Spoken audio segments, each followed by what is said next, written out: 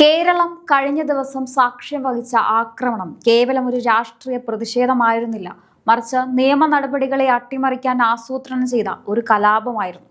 മാസപ്പടി വിവാദവുമായി ബന്ധപ്പെട്ട നിർണായക റെയ്ഡ് നടപടികൾ പൂർത്തിയാക്കി ഇ.ഡി. ഉദ്യോഗസ്ഥർ പുറത്തിറങ്ങുമ്പോഴാണ് മുൻകൂട്ടി തയ്യാറാക്കിയെന്നോണം ഒരു കൂട്ടം ആളുകൾ തടഞ്ഞു വെച്ച് ആക്രമിക്കാൻ ശ്രമിച്ചത്. നിയമപാലകരെ ഭയപ്പെടുത്താൻ ശ്രമിക്കുക, അന്വേഷണ ഉദ്യോഗസ്ഥരെ ആക്രമിക്കാൻ ശ്രമിക്കുക, വാഹനങ്ങൾ തകർക്കുക, ഈ നടപടികൾ ഏത് നിയമത്തിന്റെ പരിധിയിലാണ് വരുന്നത്?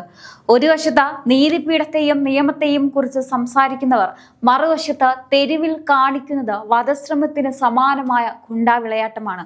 പറഞ്ഞു വരുന്നത് CPM പ്രവർത്തകരെ കുറിച്ച് തന്നെ. ബംഗാളിലെ സന്ദേശ് ഖാലിയിൽ ഇ.ഡി. ഉദ്യോഗസ്ഥരെ ആക്രമിച്ച സംഭവത്തിൽ നിയമം എങ്ങനെയാണ് പ്രതികരിച്ചത് എന്ന് നിങ്ങൾ കണ്ടിട്ടുണ്ടോ? സമാനമായ ഒരു സാഹചര്യത്തിലേക്കാണോ കേരളം നീങ്ങുന്നത്? എന്തുകൊണ്ടാണ് പോലീസ് ഉദ്യോഗസ്ഥർ നോക്കുകുത്തികളായത്?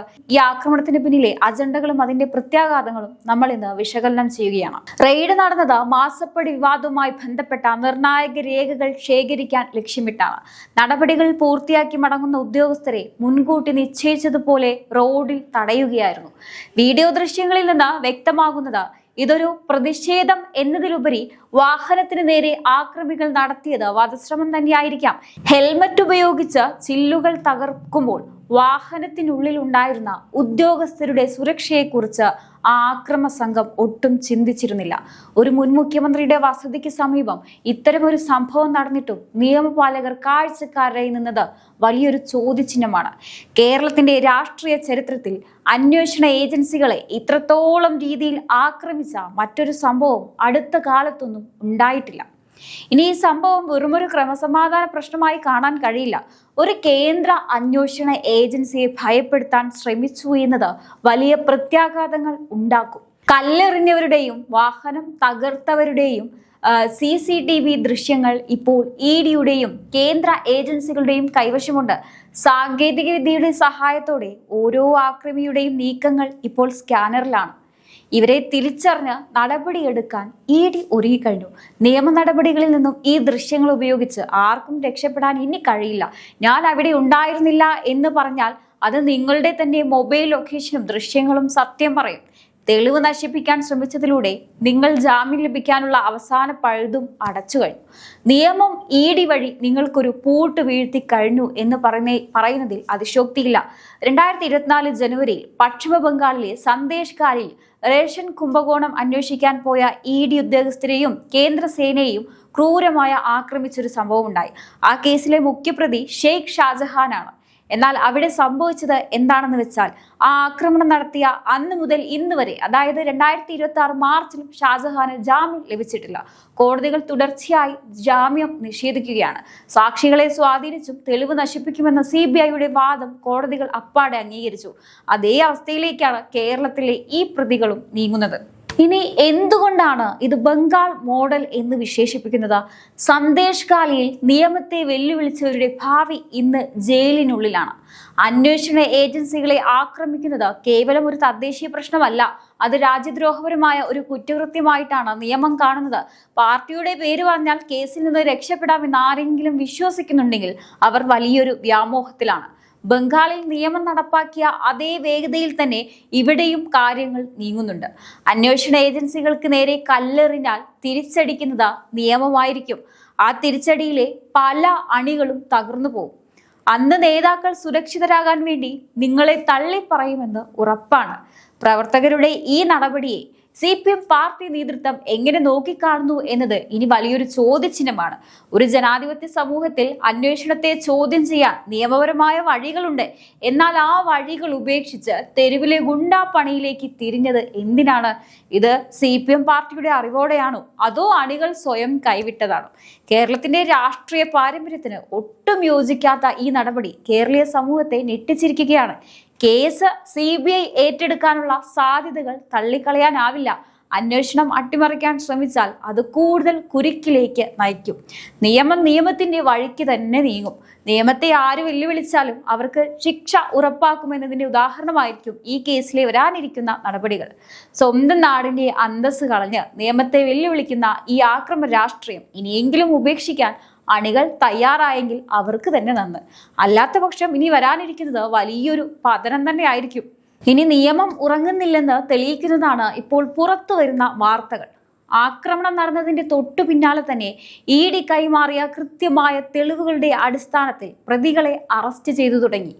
ഈ കേസിൽ നിയമത്തിന് ഒളിച്ചു കളിക്കാൻ പ്രതികൾക്ക് ഒരവസരവും ED നൽകിയില്ല. ആക്രമണത്തിന്റെ ഓരോ സെക്കൻഡും പകൽ പോലെ വ്യക്തമാണ്.